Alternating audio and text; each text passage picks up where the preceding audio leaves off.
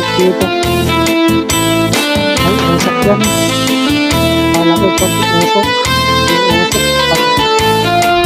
Kaya tanagin natin. Tingnan natin.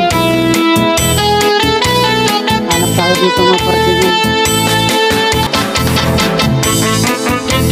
Oo, ulap. Ulapan yun. Ang ganda rin yun. Tingnan natin mga ka-explore. Kaya tayo dito.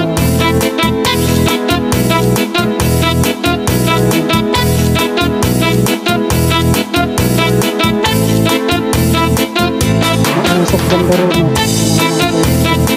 Ano yan? Ulap. Ito yung ulap na yun. Pantayin natin yung ulap. Kabilang pandit yun.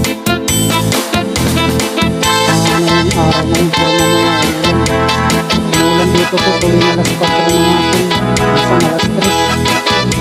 Alas 6. Alas 7.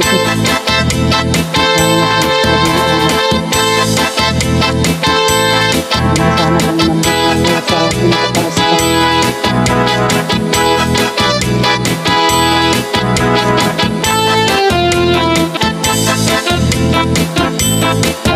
Explore.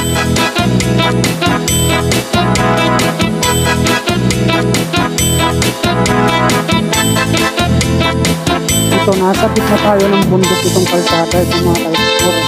Meron pa itong pinakababa yun. Maulap ngayon, maulap. Dahil na ulan dito. Dito sa kaliwa mga ka-explore. Yun na yung pinakabundok na taas. Sa taas, walang kalsada yan. Dahil ito, nasa paanan ng gitna ng bundok tayo. Yung kalsada na ito na dinadaanan natin ngayon.